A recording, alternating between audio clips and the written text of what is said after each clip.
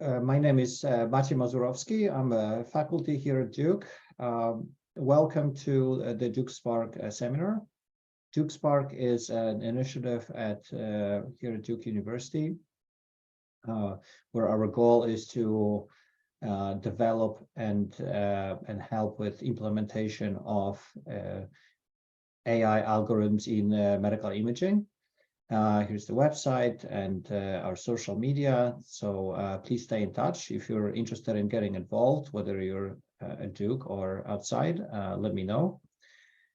We welcome today Dr. Krzysztof Geras. He is an assistant professor at New York University and has been doing a lot of very exciting work in the field of AI in breast imaging. Welcome, Krzysztof. I'm looking forward to your presentation. Please take it away. Thank you. Okay, so now let me start my talk. Okay, so I have been told that that what you can do is you can ask questions through Zoom, and Maciej will read them. I encourage you to do that from the whenever you have questions. So obviously I have slides for approximately an hour of a talk, but in my opinion, these kind of seminars, they are a great opportunity to, it shouldn't be necessarily like a lecture, at a university, but I think it should really be a conversation. So I think so if you have questions, please ask them, and I'm happy to stop at any time.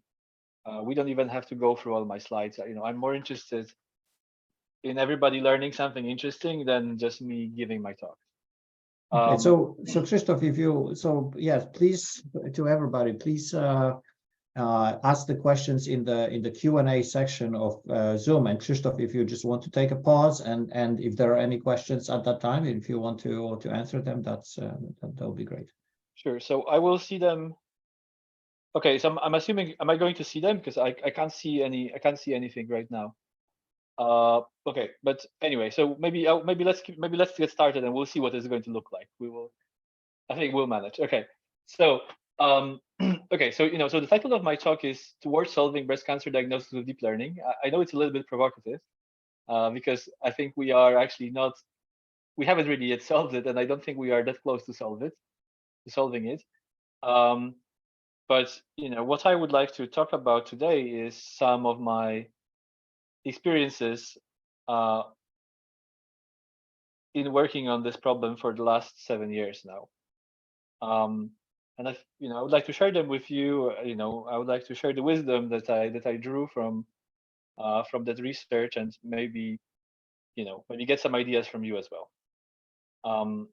Okay, so maybe let me begin by saying that a lot of the work that I have done this on this bet that deep learning is the right tool for medical image analysis.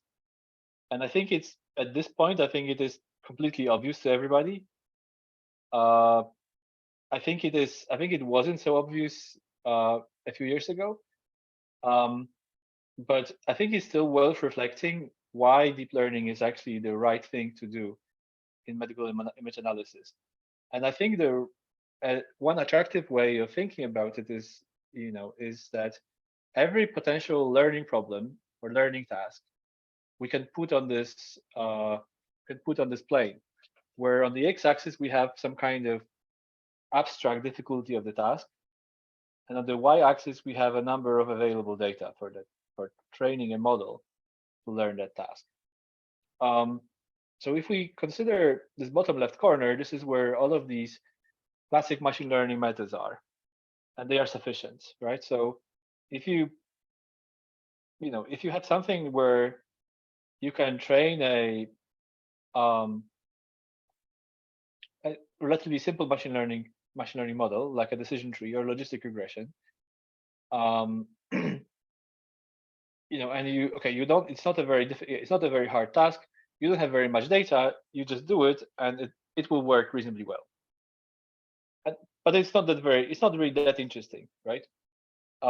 It's also not interesting to have a very simple task and a lot of data, because you just do it. There's nothing much you can improve.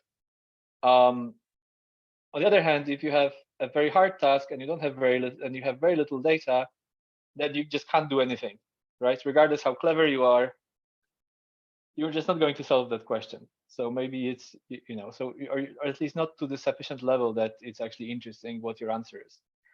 And this kind of part of this plane where deep learning is really important is this top right corner, where you have difficult tasks for which you need complex methods, but at the same time you have a lot of data. So you have a lot of data. So you can leverage deep learning, these deep learning methods that have a lot of flexibility to learn very complex functions with all of this massive data, right? Like that's where deep learning is really useful, and that's where it makes the biggest difference. Okay, now I think many of you have already have heard of some successes of deep learning. Over the years in ophthalmology, pathology, there's a lot of successes in radiology, in different imaging modalities and body parts, and even in dermatology. Of course, there's a very wide variety of spectrum of methods, and methods and the problem. So we cannot talk about everything. So I'm just going to speak about what is the closest to my heart, specifically about radiology and about breast imaging, where I have the most experience. In particular, before we go deeper into breast imaging, we were just going to consider specifically just one element of breast imaging, breast cancer screening. So breast cancer screening is the most popular exam in breast imaging. It's actually performed about 40 million times every year in the US.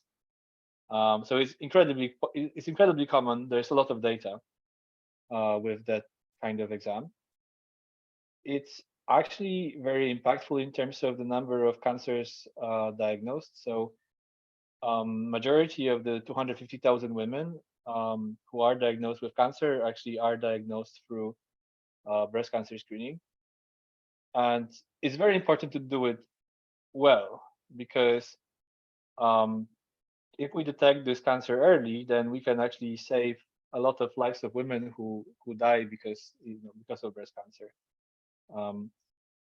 So this problem is not just scientifically interesting, but the potential societal impacts of of implementing AI in breast cancer screening is actually amazing. Okay, and now what does it look like in practice? In practice, in breast cancer screening, you have 4 images, and there are 4 images because a typical woman has 2 breasts, and there are 2 angles at which those breasts can be squeezed and taken pictures of, and that's how we arrive at these 4 images. And all of them are used by the clinicians to make a diagnosis of breast cancer. Okay, now how does it fit into the bigger workflow? Oh, okay, we have a question. Okay, so Maciej, are you going to read questions, or can I read questions myself? I mean, maybe I'll just read questions myself. Okay, so Hakeem Robador is asking a question. What do you mean when you have little data? With how much data do you think can cross this threshold between impossible to do anything and deep learning shines in breast cancer? Okay, that's an interesting. Okay, that is an interesting. That's an interesting question, right? So it's difficult to define this a priori, right? So nobody is ever going to tell you when you arrive at a new learning task what number of data is sufficient and what data is not. You can have some intuitions about it. So I think probably like one good way of I think maybe one good way of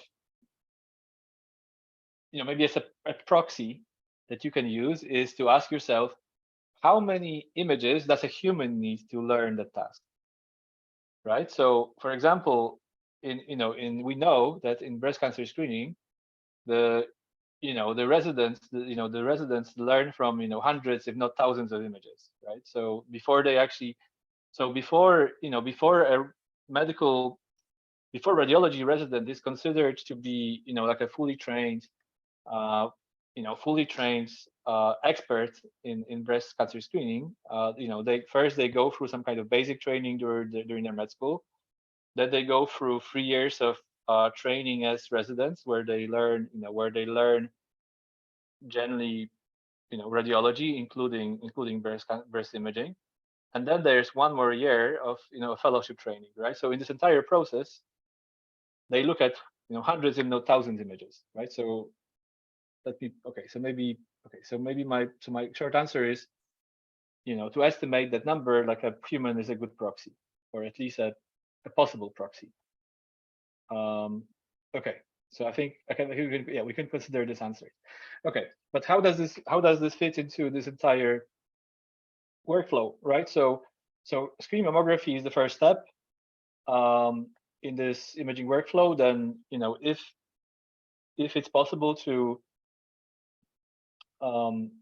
if it's possible to just say with certainty that this person doesn't have cancer, then that's the end of the process. If not, then there are extra exams: ultrasound, diagnostic mammography, potentially later also MRI. And if after MRI the possibility of cancer is not excluded, then there is a biopsy, and this tissue from the biopsy is looked at under a microscope in the pathology examination. And then finally, at the very end of this process, the pathologists decide whether this is malignant or benign tissue. And long story short, what we are trying to do here is just we are trying to look at the screen mammography only, and we're trying to predict whether whatever we see in those images is normal, we have no problem, or potentially benign or malignant. And we're doing this with the hope that if we are really good at recognizing these from the screening mammography images, then that would have a positive impact on the cancer detection rate and recall rate at the end of this entire process. Okay. Now, so in practice, how do we frame it as a machine learning task? Well, we take these images as input. We have some kind of a learning model. In our case, that's going to be a neural network. And then we make 4 predictions. So we make 2 predictions about whether there is anything malignant either in the left breast or in the right breast.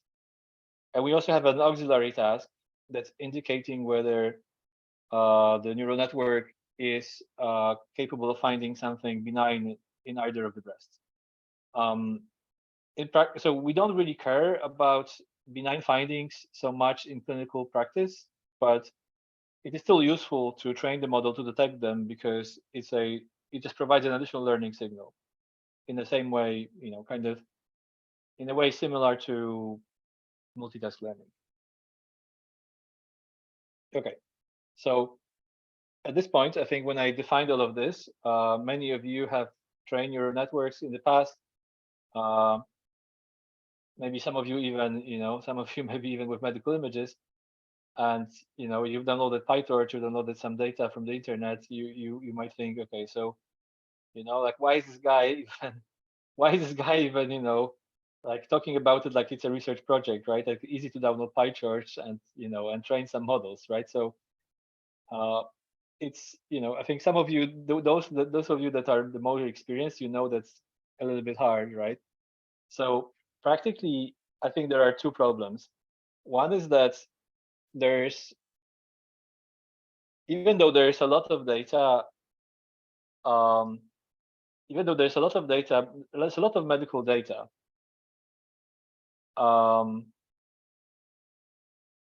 Okay, so could you?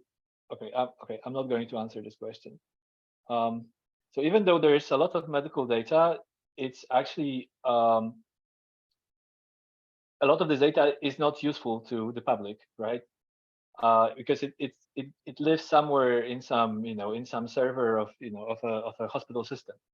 So if you compare it to, for example, if you look at how much public data there is from let's say for ImageNet for natural images, it's millions, right? Everybody can download it. But if you look at how much public data there is for example, in public mammography data sets, it's really minuscule, right? So the DSM, the most common data set that is totally publicly available is only 10,000 images. So you cannot really hope to learn very much from data which is that tiny, right? Because these are difficult visual recognition tasks. So you actually have to do something about it yourself, right? And in our case, so we have decided to build our own data set from scratch at NYU. And at the time when we built the first version, it was about 1 million images. That was around 2018. So still, even though it is a much larger data set than the DSM, it is still nowhere comparable to ImageNet, right? So I would say it's a huge operational difficulty for any research in medical imaging to actually gather a sufficiently large data set that where the conclusions that you're going to have are actually meaningful. Okay, now there's a second question of, now there's a question arrived. How does ever increasing image resolution and image file impacts your work? And I'm going to explain this in a second. Okay, so that's the second difficulty that I think is very different from, I think it actually makes medical imaging and natural images quite different. And I'm going to illustrate it here, right? So if I show you this, right? Okay, so there's a picture in the bottom left corner, right? You see it? Can anybody guess what it is? Like I guess you can through Q&A. Let's try to do this. Can you make a guess through Q&A what it is?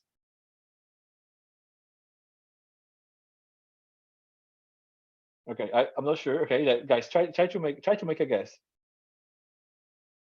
Okay, yes, okay, right. Okay, that's interesting, right? So see already, yeah.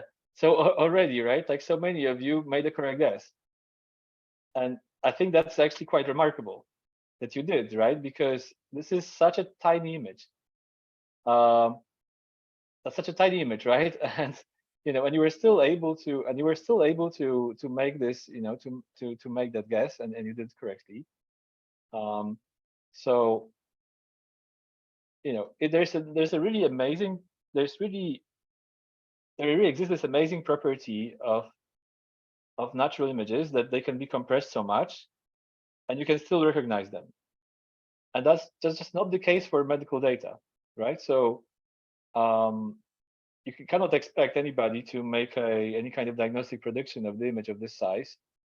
And to be honest, you wouldn't even be able to get any radiologists to diagnose from this largest image. They would just tell you it's non-diagnostic. They would tell you this is like too tiny, this is the wrong screen, everything is wrong, right? This is insufficient quality. So and the reason for that is that typically medical images, the thing that determines the class of that image or that set of images is actually very, very small in comparison to this entire image, right? So in breast cancer, cancers are typically very small, right? So it could be literally maybe a few hundred pixels in that image that determines the class. So so I think that changes two things, right? So one thing that it changes is that it should make you rethink the neural networks that you're using, because just the task is actually quite different, right? Like it's not like if you look, like if you compare, let's say, image recognition in ImageNet and this is actually a different task. And the other thing is that you just cannot resize this image to be small. you have to somehow find some ways to structure the computation, either through hardware or through software, right? Such that you can process these images at this high resolution, and you can do this, and you have to do this efficiently. And okay, so yeah, so those are the challenges, right? So one is mostly operational, that's related to the fact that public data sets are tiny, hospitals don't want to share data. Also, labeling medical data is hard because you need experts, right? And these medical images also have very different properties than natural images, and there's just nothing you can do about it. And these neural networks that we have, those most popular neural networks, just don't have any direct mechanisms to explain their predictions. So it's that's an additional difficulty. And also, finally, I think like a deeper problem is that evaluating the impact of machine learning in this context is really hard, right? It's not just about it is not just about, even though in practice what we have to do is like compute some AUCs or other metrics. These are just proxies for something else, and that something else is much harder to measure. And I think that's an ever-present difficulty in practically implementing this kind of research. Okay, so I'm just going to now tell you something that I have done to solve some of these questions, right? So one problem that touches on learning from, well, one model that addresses this problem of learning from very large images and explainability is what we call globally aware multiple instance classifier. And so that's a neural network that we designed specifically to match the properties of mammography data. And I will just take you through that model briefly. It's okay. So the main idea behind it is that we cannot necessarily have a very high capacity network looking at this entire image, because we wouldn't be able to just have enough memory in a GPU. So so what we do is actually, instead of trying to compute everything at once, we have some network that is, let's say we call this low capacity network, that is looking at this entire image, and it is using multiple instance learning to simultaneously learn the class prediction for that image and the location of the objects that indicate that class. Okay. All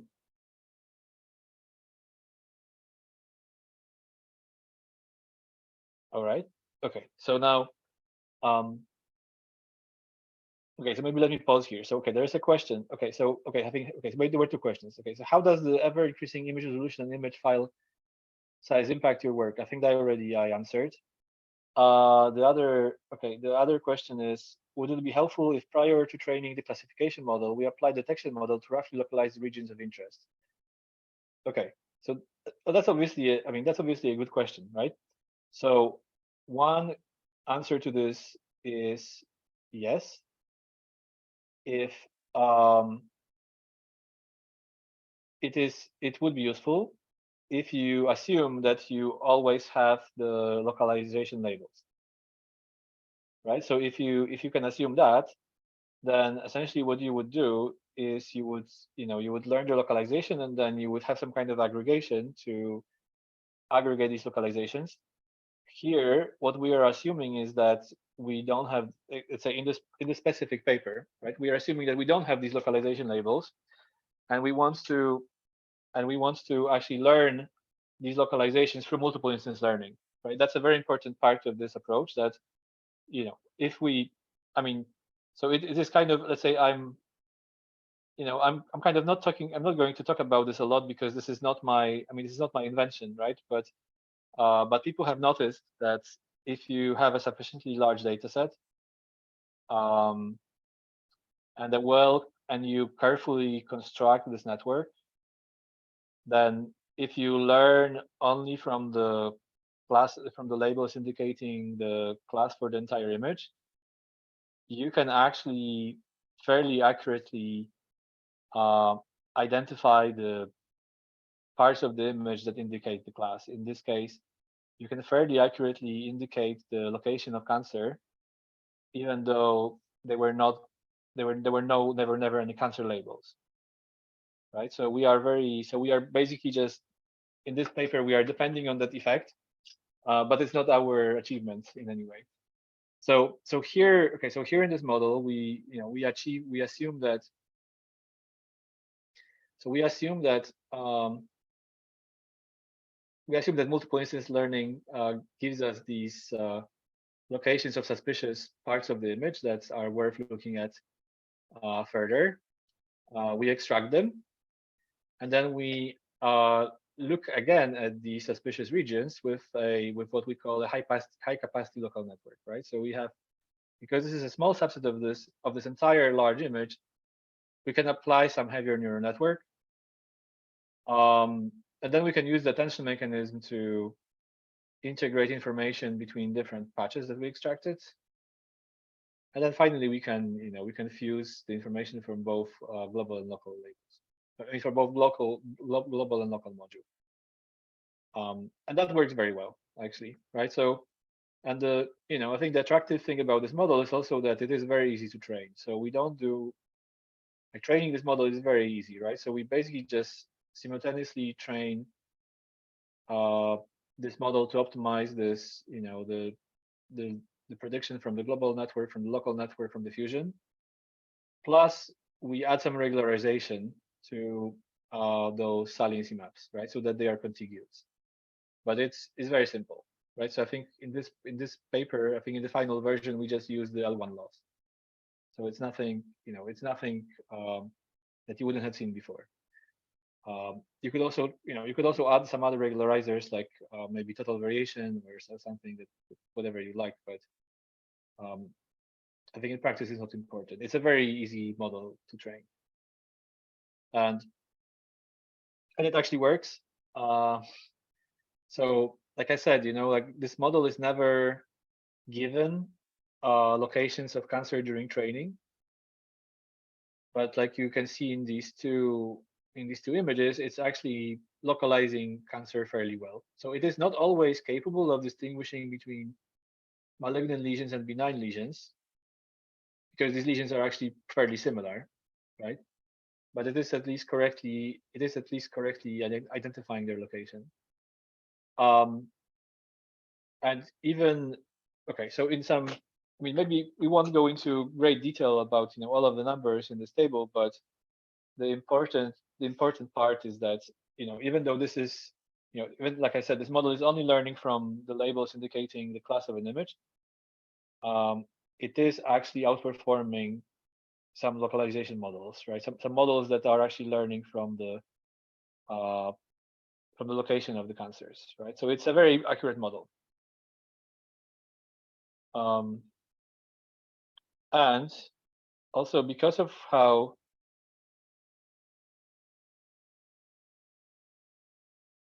and so because of how it's trained, is actually can even it can even find some cancers that are occult to humans.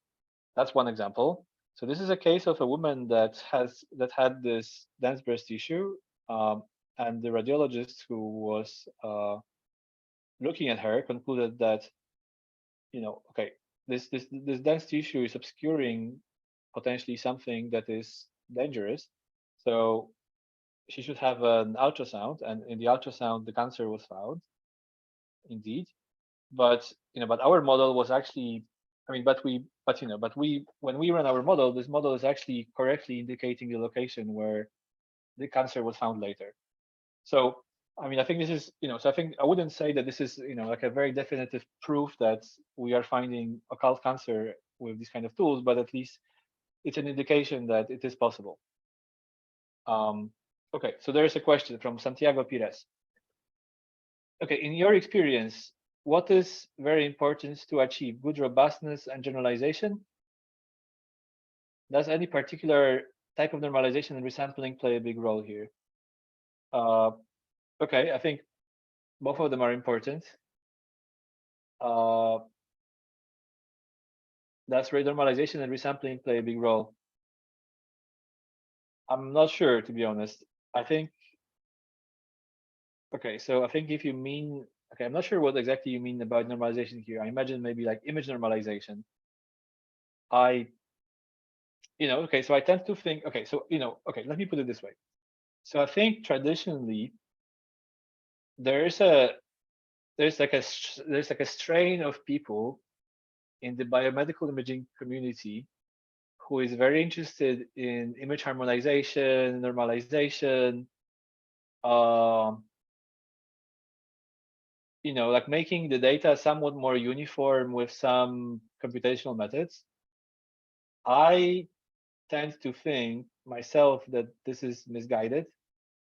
And I believe it's much more important to design networks that are robust to these effects rather than to directly um, directly interact with them. So I would say that, like, if you want to have a robust and generalizable network, you should try to ensure this primarily through the design of your network rather than through some kind of hard-coded procedures.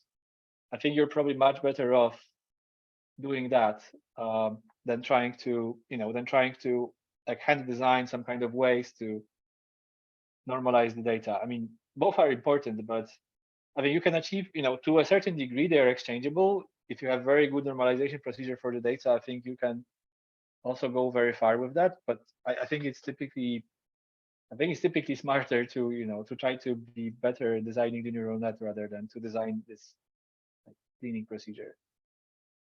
Okay, so the question. Okay, Kenneth Agu, was this a supervised ML model or CNN? That was a convolutional neural network with let's say, some variation of a convolutional neural network. Okay, yeah, and again, I'm not going to answer the question about DICOM because I think, look, I mean, you should look it up, right? Like, don't ask me questions like that. Okay. Okay. Now. Okay. So now, okay, how does this compare to human performance? So we have done a reader study with 720 exams, 7 radiologists, and we asked the radiologists to make a prediction for malignancy.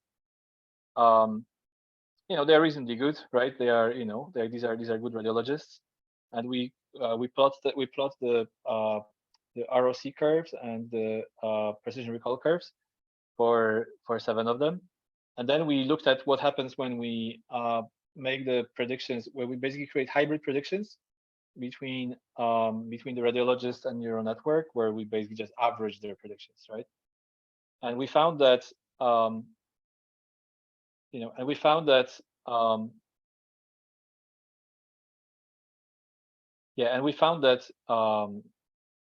we can, if we do that, like if we make the hybrid between the predictions of humans and radiologists, then in both of these metrics, they all go up. And I think what's perhaps even more interesting than the fact that they all go up is also that the variance between different radiologists is actually much smaller, right? So in fact, it is not just improving everybody, but it's also reducing that gap between the most skilled radiologists and the less skilled radiologists. So I think that's potentially also very important. Okay, now there's a question from anonymous attendee. How can we improve the model's performance in regards of reducing the misclassification cases? Well, I mean, that's what my talk is about, right? Like, if you listen to the rest, maybe you will get some ideas about it. Okay. All right. Okay. So that model is available online. You can download it. It's available without any kind of it's available on a AGPL license, but you can download it. You can play with it. You can run it. A lot of people have, and I'm hoping that some of you will as well. We have also built what we call a meta repository, where Yeah, okay. So the question was about the link. Okay, there's a question about the link. Yes, you can get the link here, right? Um, okay. Now, yeah, okay. So we have also built this meta repository where we created some simple engine where you can use one of those models that are available online. You can use some of the data sets that are either available online, or we promise to use our test sets, and you can evaluate your models on these different data to compare against some of the models that we created, but also other people, right? So there are some, for example, I think this is a model created by scientists at Mount Sinai. You can also look at how they perform. Um, so anyway, you can look at this. You can look it up at this address. I recommend it. Okay, and of course, similar ideas can also be generalized to 3D. So here, uh, so this is a um, there's an animation. You can see that those images are changing slightly. This is because these kind of images are called digital breast tomosynthesis. They are, let's say, the more modern version of mammography, and these images are, they are, let's say, pseudo 3D, maybe like 2.5D. Um, but they have multiple slices, right? So that is a so essentially what I'm showing you here is that similar ideas can be generalized to 3D, although it is harder in 3D. Okay, and also breast ultrasounds. We have also a model where we learn from very many images in the ultrasound exams. Um, Maybe I won't go into great detail about this model. You can look it up in the paper, but um, but but the results are very similar. That actually, for the data as well, only the strongest radiologist that we had at NYU was able to compete with our model. So at least, I mean, of course, that's not evidence that is not. You should not take this as evidence that AI is somewhat strongly better than humans in general. But what you should think about it is that, let's just say, if we create this very isolated problem where the only difficulty is recognizing images, then it's already like we already see that it's difficult for humans to compete in that task. Now, in practice, this is not what radiologists do exactly, right? Like this is an element of their work, but in that one element of their work, um, these neural networks are already doing very well. And and it's actually true across a number of metrics. AUROC, AUPRC, sensitivity, specificity, biopsy rate, positive predictive value. Specifically, when we just look at specificity and sensitivity, we can look at AI specificity and radiology sensitivity, and we can look at AI sensitivity, radiology specificity, and we can improve upon radiologists this way. Okay, but okay, I mean, but okay, let's say that this is the kind of so maybe this is the first part of like the first part of my talk. Now I would like to talk about more about what I see happening next. In my opinion, the biggest thing that we should go beyond is this kind of a mindset of supporting radiologists in existing tasks for two reasons. One, I think those tasks that radiologists perform, they're already pretty good at them. So we can help them a little bit, um, but this we are not going to be able to. Um, I mean, they're already so well trained. They're already so well trained in that the relative improvement has to be relatively small, right? Or otherwise, radiologists, or otherwise just medicine would have collapsed, right? So that's one thing, and the other thing is that it's a lot more interesting to do things that are not possible to be done. And I think there are many examples of that. And you know, and I'm a lot more excited about these kind of problems. So okay, so I'm just going to give you some examples, right? So one example is that, okay, let's just say that we are in the year 2021 and we want to make a prediction whether this person has cancer, right? So that's kind of what we are currently capable of doing with these neural networks. But there's a much more interesting question of whether this person will develop cancer in 2023. And there already are people trying to answer these kind of questions, but there's a lot of work to be done there. And there's also a different question of, okay, let's just say now we are in the year 2023 and we have all of these high resolution images, potentially 3D. Can we integrate the information from all of these images in the past and make a prediction about whether someone has cancer now, right? So can we integrate the prior image as well? And I think, of course, like if you ask radiologists, then they will tell you that this is what they do to a large degree.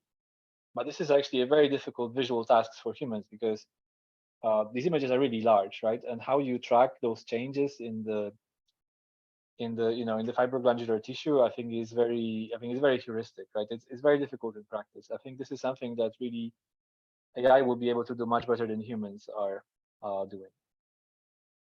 And then there's another question that there exist all of these medical imaging modalities, and even though let's say even though in clinical practice there isn't like radiologists do make an attempt to um, integrate the information from those different modalities, it's actually cognitively very hard. So one element of this is that we should actually create neural networks that have some kind of interesting ways of combining information from multiple imaging modalities. And if we do that, we might be actually able to answer much more interesting questions, right? So for example, because we have much richer information, so potentially not just whether this is cancer, but maybe what subtype of cancer it is, or maybe how this cancer should be treated. There's also a very interesting and difficult problem of optimizing diagnostic workflows. So I'm not going to discuss this in a great detail, but basically this is what I extracted from the radiologists I work with. That this is approximately what the diagnostic workflow looks like, right? And there's a path for someone here, but this path is somewhat arbitrary, right? It depends on the the knowledge and the experience of the radiologist, the guidelines to a degree as well, but it's very hard to say like what is the optimal path for every patient that leads to the best accuracy and to the lowest cost. And that potentially, I think, optimizing this is potentially more important and more impactful than just accurate detection. And also, there's a very big element of human AI interaction here.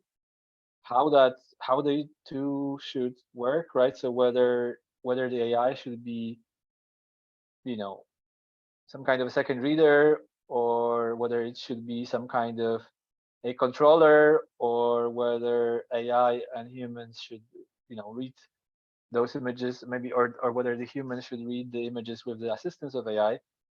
That is really unclear. I think there's a lot of work currently that is trying to understand that. But honestly, I think this is, like we are in the era of a very beginning of this kind of research. Like it is something that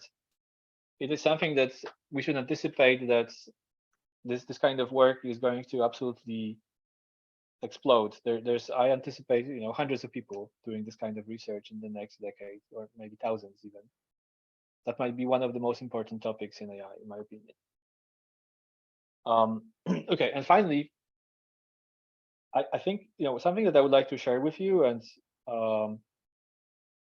to think about is that we are all, let's say, if we ever have done a machine learning course at the university, then the kind of like a standard way of thinking about designing machine learning models is that when we are confronted with a new task, that we should learn a lot about it, and we should read maybe some, you know, books from the domain, or maybe we should speak to some experts, and then the design of the neural network or some other model that we propose should be somewhat informed by the structure of this problem.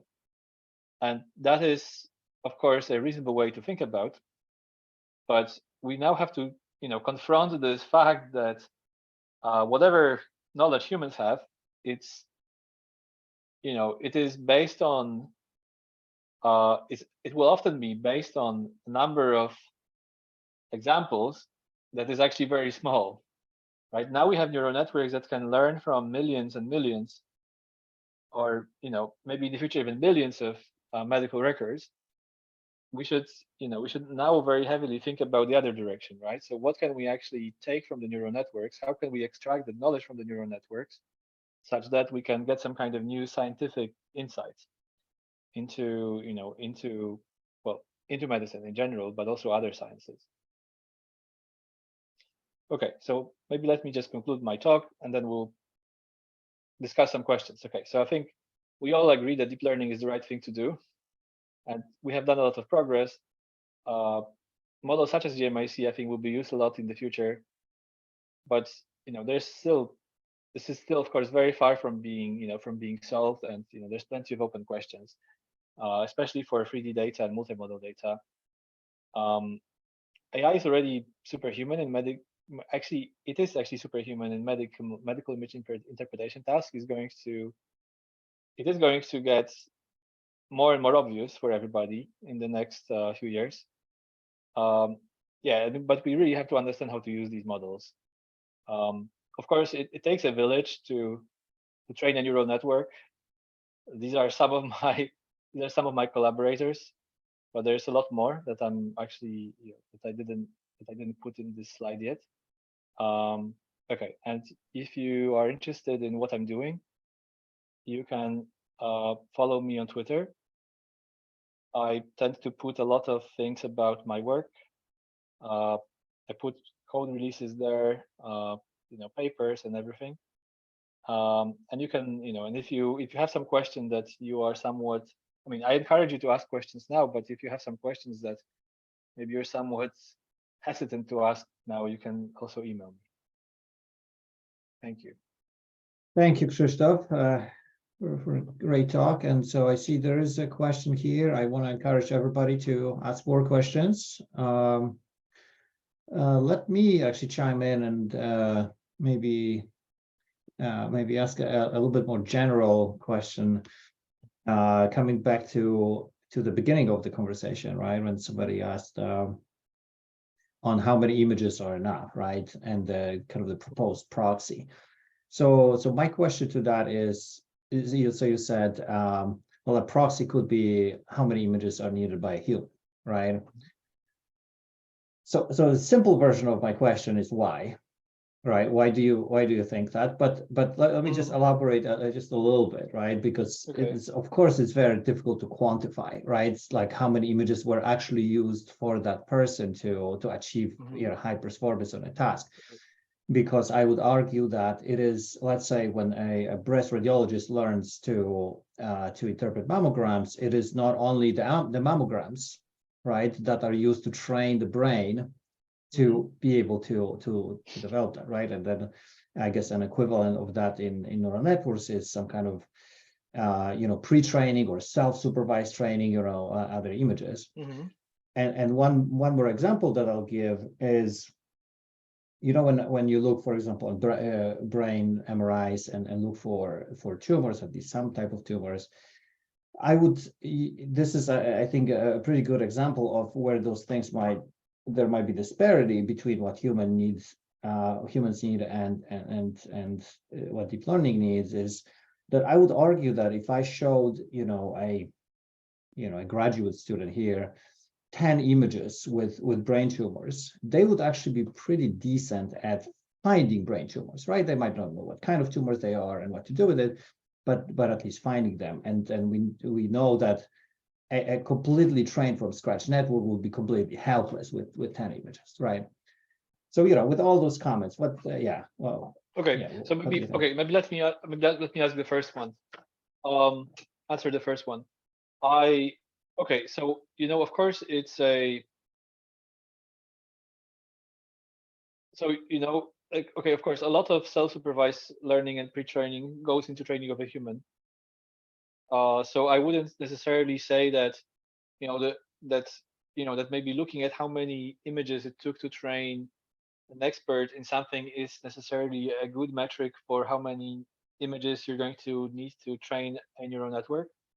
But I think it is still it is a good way to order the tasks, right? So let's say I would okay. So I mean, of course, it's not. I'm not going to. It's not a very precise statement, right? But basically, what I'm saying is that if you consider let's say a number of different tasks and the level of accuracy to which you want to train a human, and then you order them in the number of images that you need.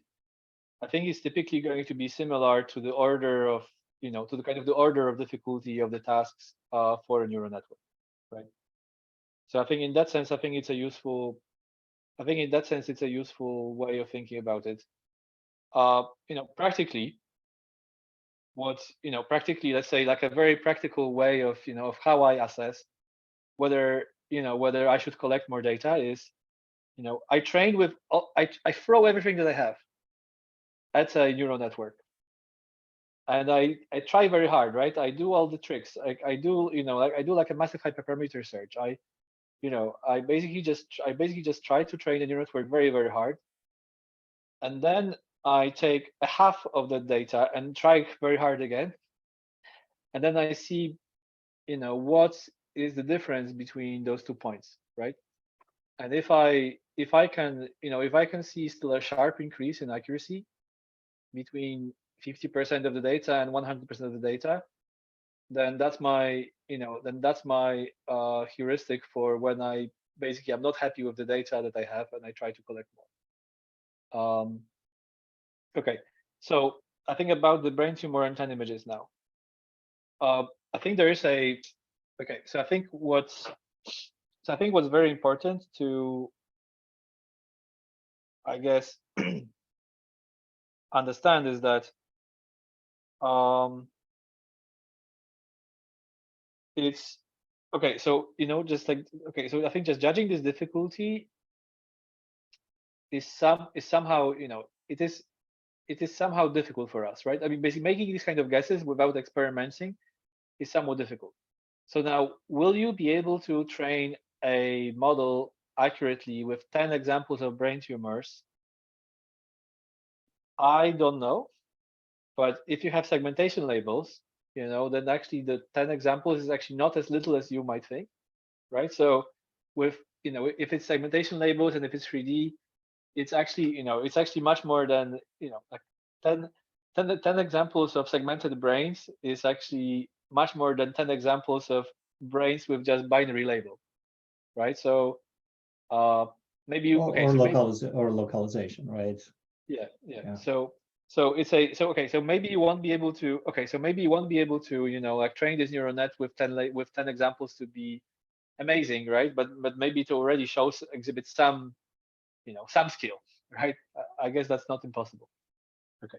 Yeah. Now, Yeah, I think a big difference here would be that you're right. With segmentation, it would be easier. Not easy, but easier. yeah. But I think the big difference here is that we have this. We've learned it from a lot of images, right? And I think if you'd also train that network with a lot of images, potentially with particularly with images of brains, right? Even if they don't contain tumors, then that would be a different story. Mhm. Yeah, we do have a bunch of other folks asking questions, so I don't know. You seems like you like to read I will them read them. I will yourself. read So them. go ahead. Yeah. Yeah. Okay. So Luke Moffat asks, if someone wanted to reproduce your work, how can they access the data and the code? I think the code is at the link you sent before. Is there a way to access the data too? So okay. So yeah, you're right. The code is at the link. the way to access the data is currently to become my PhD student or my postdoc. It's unfortunately very difficult to share data publicly because let's say I don't own the data, right? This data is owned by NYU Langone, and of course, like any hospital system, NYU has to be very careful with the data that they are releasing, right? So at this point, I don't think that this data will be released. This is my long-term dream to release that data publicly, but I honestly don't anticipate it's going to happen within the next few years. Might happen in the future. Okay. So I think that's the first two questions. Okay.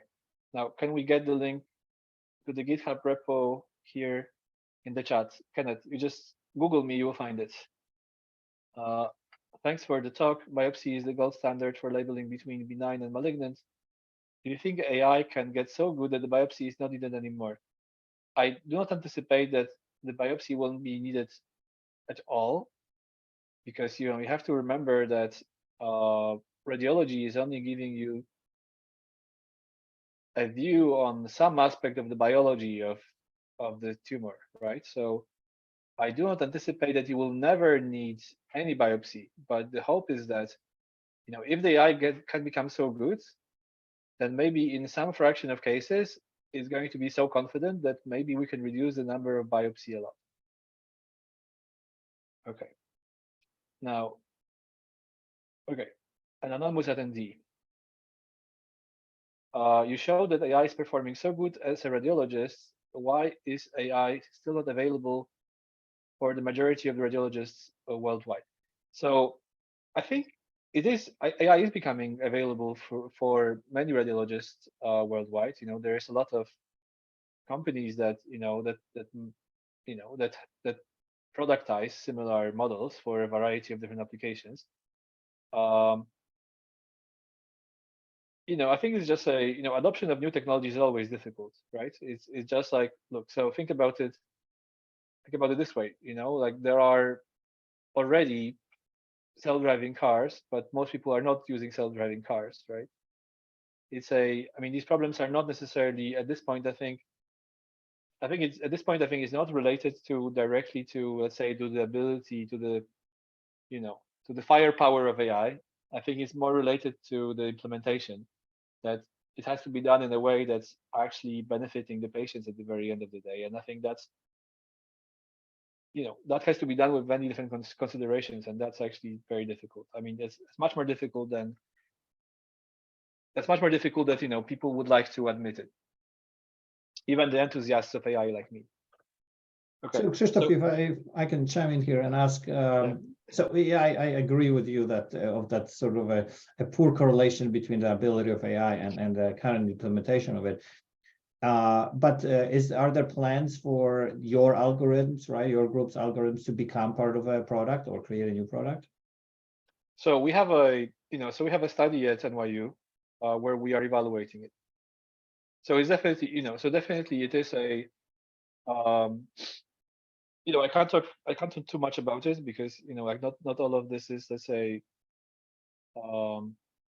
public information, but but we definitely are planning to we are definitely planning to to make this part of the let's say part of the screening process at NYU. Okay, thank you. There's one more question there. Okay, any possibility of using federated learning to access the data? No.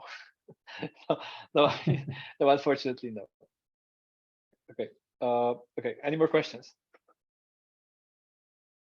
Well, looks like we're at the top of the hour, past it a little bit, so might be a good place to stop. Thank you very much, Krzysztof. A great presentation, and thank you everybody for joining, and a lot of great questions. And join us for the next ones. We'll take a little bit of a break for the summer, but we'll be back with more exciting content. So thank you, everybody. Thank you very much.